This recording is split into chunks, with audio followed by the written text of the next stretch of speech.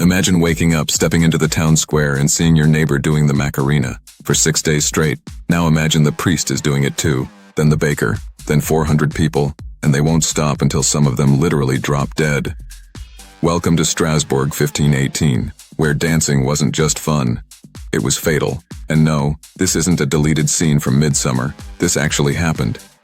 This is Chronicle Crafter, and today we're diving feet first into one of history's most ridiculous, haunting, and oddly choreographed mass events, the Dancing Plague of 1518.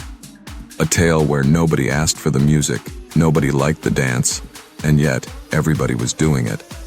Our story begins in July 1518. A woman named Frau Trophia stepped out into the streets of Strasbourg, then part of the Holy Roman Empire, and began dancing. No music, no festival, just one woman, and a whole lot of unsolicited enthusiasm. At first, the neighbors thought, okay, maybe she just really loves life, but then she kept going and going for hours, then days, not stopping for food, water, or sleep. Soon, others joined in, not willingly. By the end of the week, dozens were flailing through the streets like medieval rave zombies, and still, no one knew why.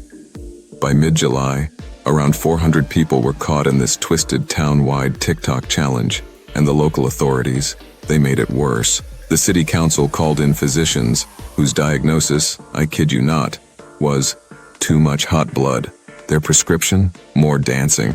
They cleared out guild halls and built stages for the afflicted to dance it out. They even hired musicians, which is like handing someone a match when they're already on fire and saying, maybe this will help. As more dancers collapsed from exhaustion, some even dying of strokes and heart attacks, the party continued. And by party, I mean medieval nightmare. So, what the hell happened? Historians have batted around theories like it's the Super Bowl of confusion. Let's review a few contenders. Ergot poisoning. This is a fungus and causes hallucinations. Basically medieval LSD toast. Fun theory. But would hallucinating peasants really have formed a fully choreographed, synchronized breakdown? Mass hysteria. Now we're getting warmer. Some researchers believe this was a case of psychogenic illness basically. One person starts, and social stress spreads it like wildfire.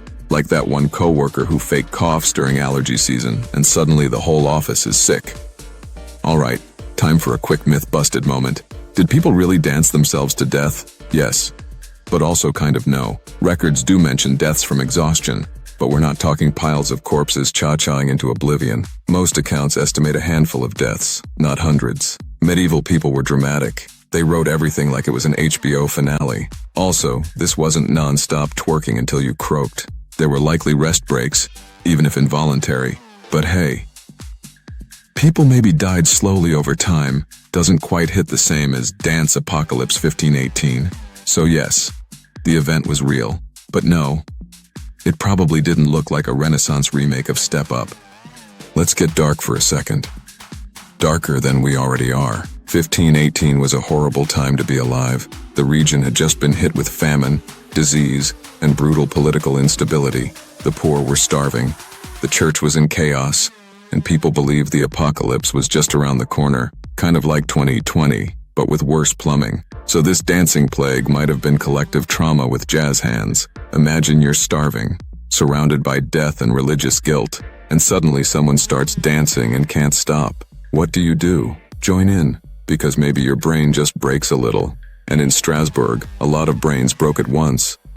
The strange phenomenon fizzled out in early September, just as mysteriously as it started. Authorities, now realizing this probably wasn't a good time, banned music, tore down the stages, and ordered the dancers taken not to a hospital, but to a shrine dedicated to Saint Vitus, where they were forced to wear red shoes and pray. Yes, red shoes, because when in doubt, treat psychosis with fashion. After the ritual humiliation, the plague ended. Or rather, it wasn't recorded again. Because that's the other thing. History has a habit of pretending the weird stuff never happened. If you've enjoyed this historical fever dream, hit like, subscribe, and ring that notification bell before it turns into a tambourine and forces you to dance for eternity. Because this is Chronicle Crafter, where history is weird, and we like it that way. Now here's a question for you, dear viewer. If a dancing plague broke out today, would anyone even notice? Would we call it a mental health crisis, a TikTok trend, Or just Monday? Let me know in the comments before the rhythm gets you.